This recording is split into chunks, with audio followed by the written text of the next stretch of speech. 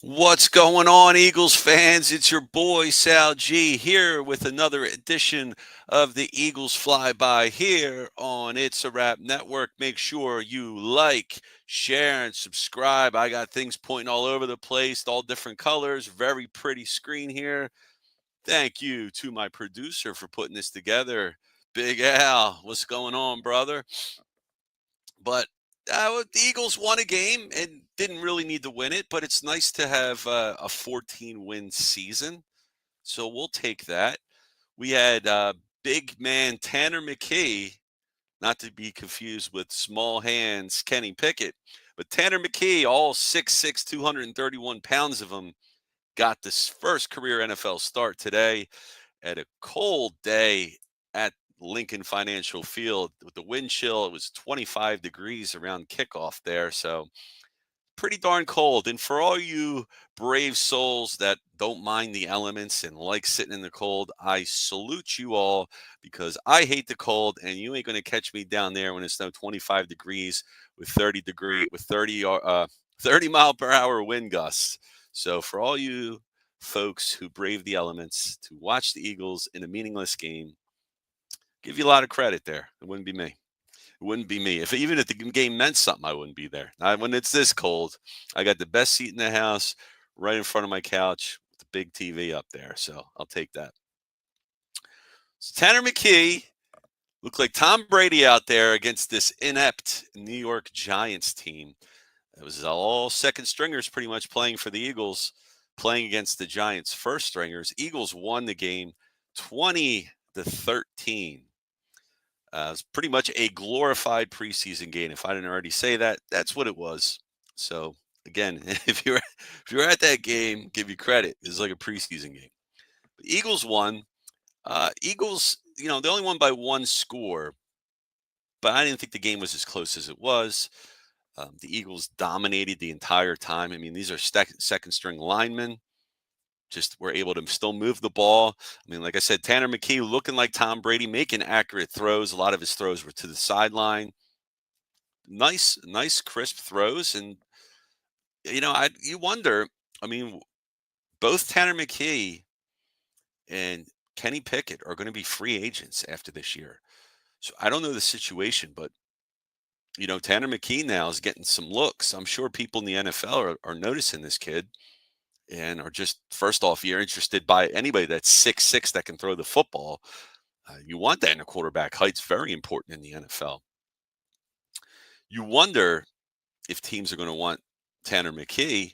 I mean, if I'm the Eagles, I want Tanner McKee as my backup quarterback over Kenny Pickett. I don't think Kenny Pickett's um, more than a backup in this league, and I think Tanner McKee has a higher ceiling. So, if there's a way to sign Tanner McKee, I mean, if somebody's going to give him starter money to be a starter somewhere else, I mean, you're going to let him walk, obviously, but Tanner McKee to me is the clear choice to keep as a backup quarterback over Kenny Pickett. It's just how much is he going to cost? And if he's a free agent, if I'm his agent, I'm showing game tape here. He went 27 for 41 for 269 yards for two touchdowns, no interceptions, no fumbles. So no turnovers, which is cute, which is clear, and which is what you want in a quarterback. You don't want him throwing turnovers. So as opposed to Drew Lock's line, 22 for 29, 138 yards, one touchdown, one interception. Drew Lock's been around a long time. If you compare these two quarterbacks, I mean, there's no comparison in my mind. It's Tanner McKee all the way. That's who you would go with. I wouldn't want Drew Lock here as a backup. I don't think the Giants are going to want him as a backup. I don't know what type of contract he signed to there in New York, if he's there another year or not, but I don't see him being there. And Tommy DeVito, he might still be under contract. He could be their backup, but they don't have any starting quarterbacks on their team right now. And we have, it's nice to have something here in the event Jalen Hurts isn't 100%. Now, I'm not going to say there's a quarterback controversy here because there's not. Jalen Hurts is your starter when he's back and healthy. Uh, Magic word, though, is healthy. Is he healthy? Hurts is now out for 3 weeks. I'm counting that first game because he only played 11 snaps. Uh, there were reports that he had walked through with the team today. So he should be fully healthy come playoffs. Now, whether that's going to be a Saturday or Sunday game, I don't believe we know that yet. And I don't think we're 100% on the opponent. If the Packers were to lose the game, wow, whoa, the Packers lost. I think I see a final score of the Bears beating the Packers 24-22. So if that's the case, the Packers are going to be coming to Philadelphia. They're going to have the lower seed, and they're going to have to come to Philadelphia next week. Now, I heard Jordan Love was banged up. Malik Willis ended up relieving him in the game. So we'll have to keep an eye on that. That's an elbow injury for Love. If he's not able to play, that's going to be a big blow for Green Bay. But I'm sure Love and the Packers are going to do everything they can to make sure he's ready to go out there next week in the playoffs. I mean, you got to play it, right? They also lost Christian Watson in the game, the receiver for the Packers. He was out with a knee injury. He went out for the rest of the game. Don't know how severe that injury is, but you're going to be facing a Packers team who, to me, has no clear number one receiver. Um, they spread the ball a lot, but I think they have a lot of number twos. I don't think Jaden Reed is more than a number two. I don't think Romeo Dubs is more than number two.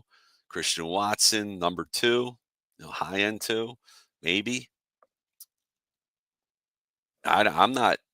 I am not worried about the Packers right now, and I'd rather play them than the Commanders in the playoffs. All things being equal at the moment. Even if Jordan Love's not banged up, if he's fine, I still rather play them than the Commanders. I think we can handily beat the Packers. I think they're somewhat fraudulent.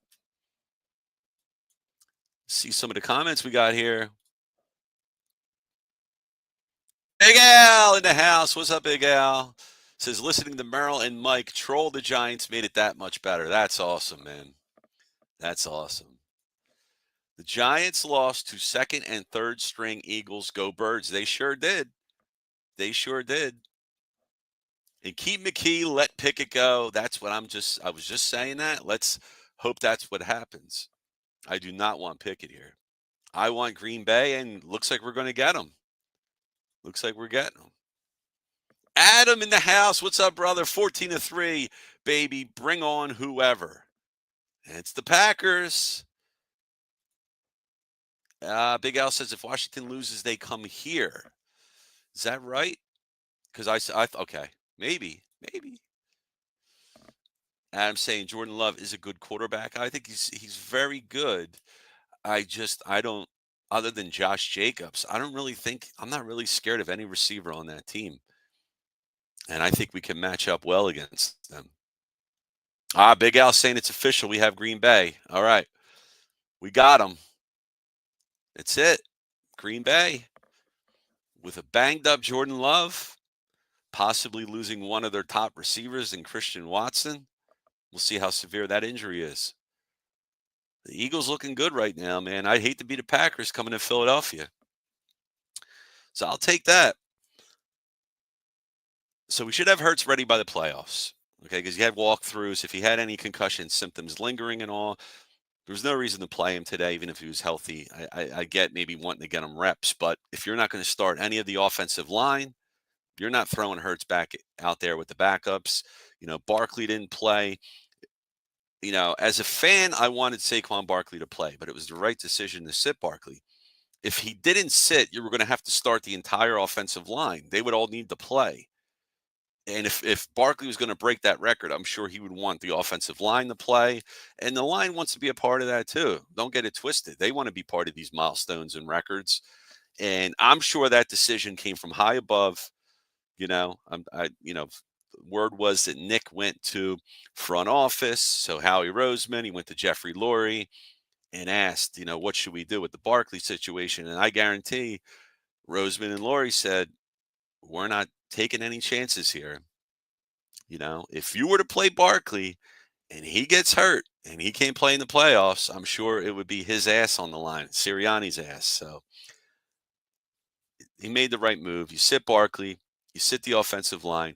The only starter on the offense that I saw play was Dallas Goedert. They wanted to get him some reps, and they featured him early and often in the game. He had a number of catches. I think just by the first quarter alone, he went four catches for 55 yards. So he was getting fed, getting lots of work in his return back from an injury. We had Calcaterra playing for him for the past 3 or 4 games. But some cool moments in this game. There's some cool moments, some first-time moments. So we said Tanner McKee getting his first career NFL start. We had first Philadelphia drive, Aeneas Smith with a touchdown, and that's his first career touchdown. It was a 15-yard catch there, put the Eagles up 7-0. And then we had the third Philadelphia drive.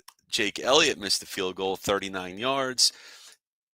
I'm not stressed. I know Elliott has been a little shaky this year, but the wind was a little bit of a problem today. There are some major gusts of 30 miles an hour reported. So could have had something to do with it. Maybe it didn't. Maybe he just missed it.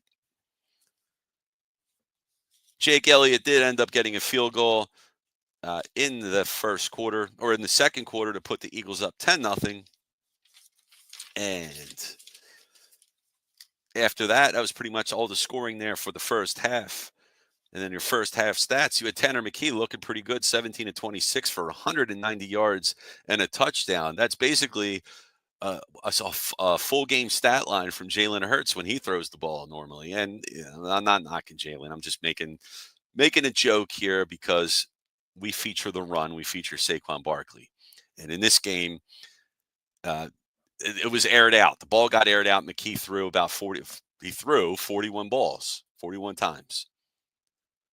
Drew Lock, 8 for 11 for 30 yards. That's not moving the ball that much.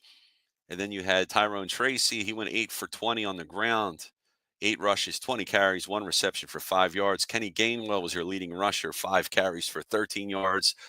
So, no Saquon and no first line offensive line, and you only get 13 yards rushing, right?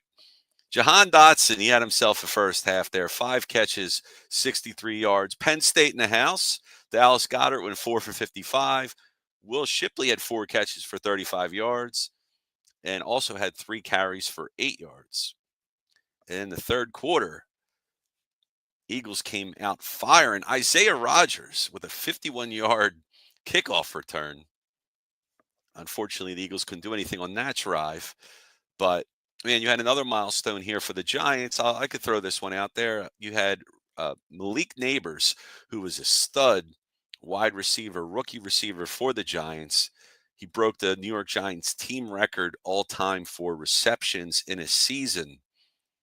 He had 108 to break the record. It was 107 by Steve Smith several years ago. It was Steve Smith, if any of you guys remember him. Not Steve Smith, the guy on TV, short guy. He's bald. He's fired up. He's very intimidating for a small guy. Not that Steve Smith, another one who didn't play long in the league, I don't think.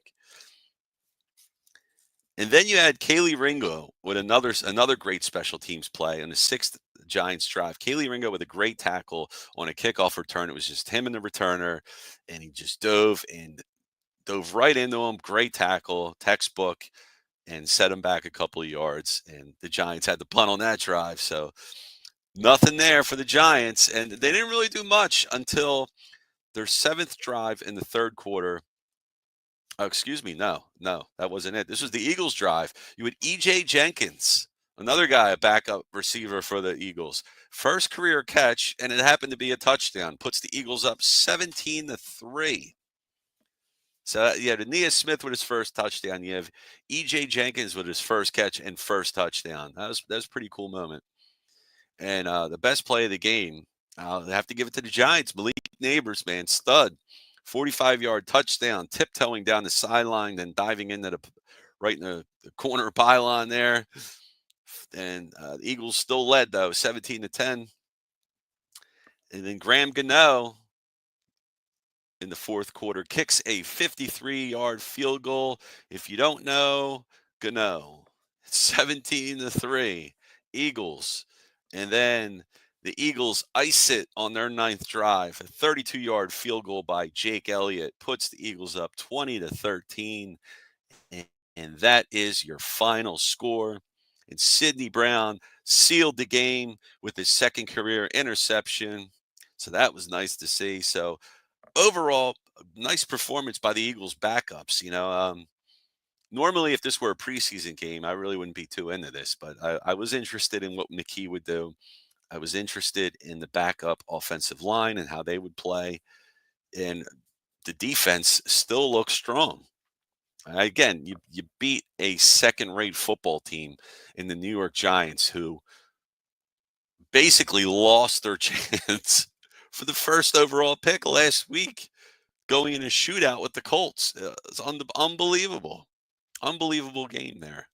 So it's a chance that the Giants, well, they lost, so they're going to be at what, at least the fourth overall pick. There's a chance, I guess, that could be worse. We'll see. Yep, Big Al, St. Love, and Watson both left the game with injuries.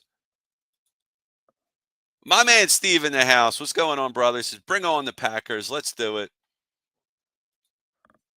That's right. Just announced after the loss to Chicago. I couldn't believe it because I saw the Packers with the ball and they had the lead.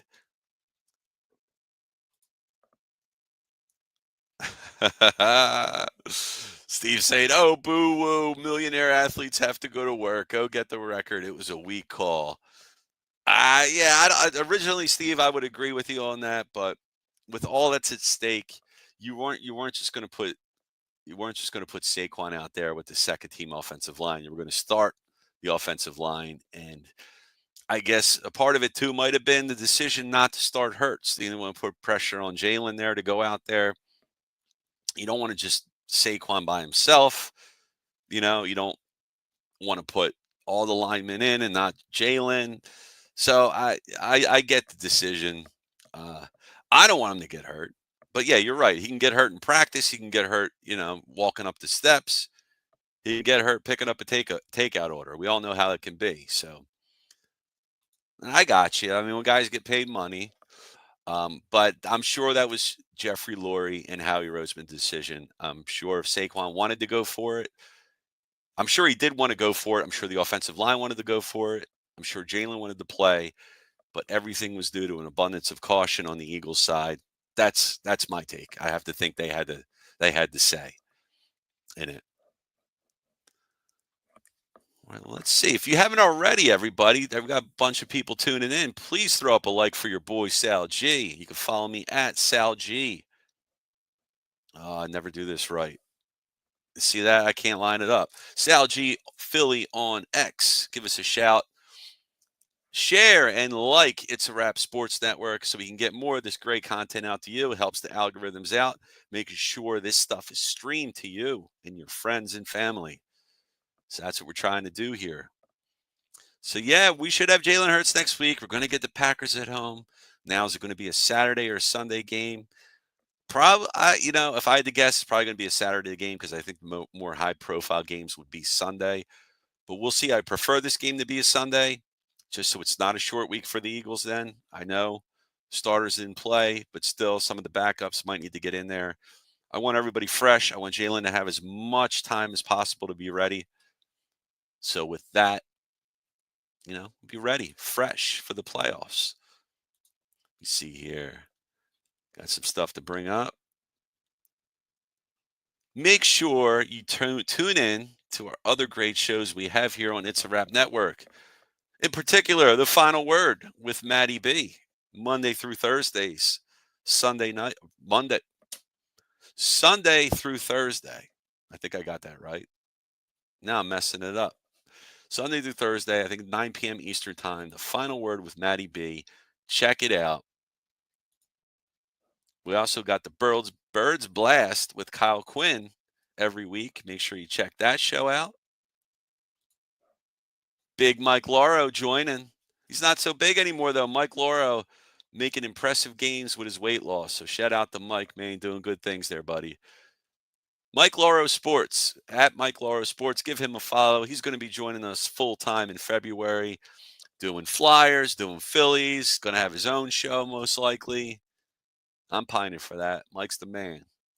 And then I got my show too. Check out the Wraparound with Sal G Monday nights every week, 7 p.m. Eastern time. 7 p.m. Eastern time here on It's a Wrap Network. Check that out. And any excuses brought up were brought to you by Big Al's Excuse Emporium, in business since 2024.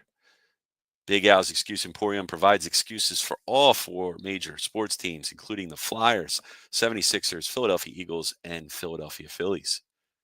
Check that out.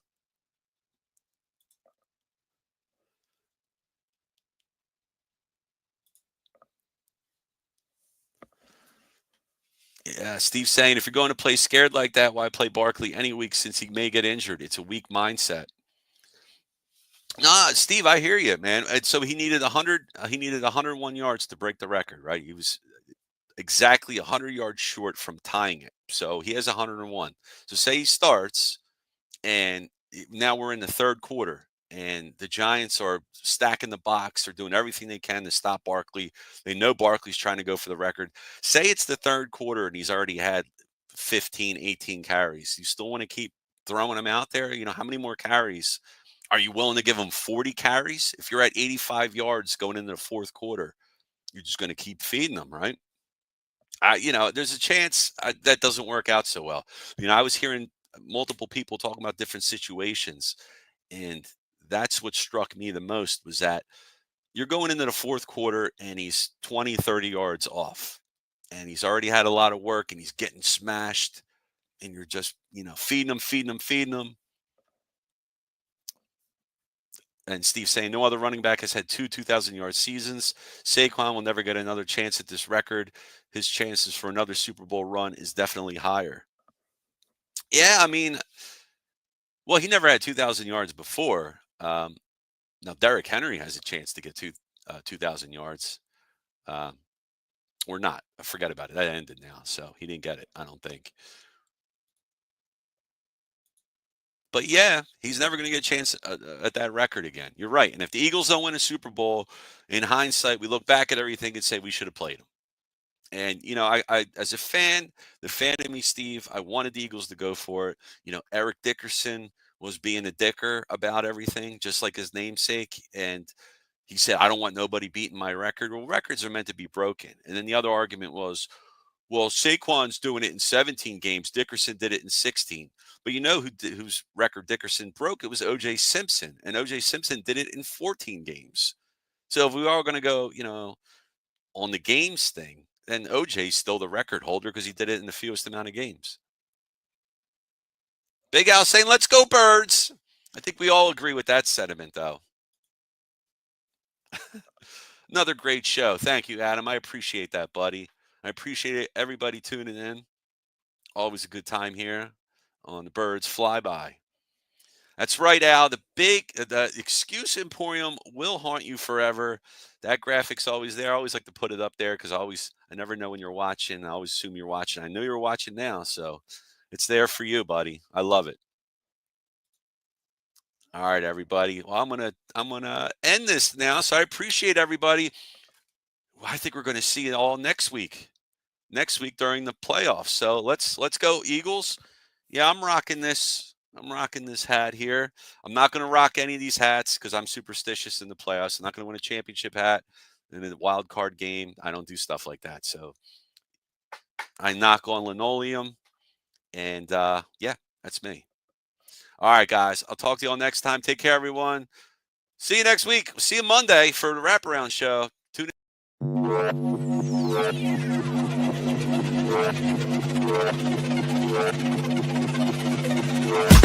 I've been coming up hot for a minute.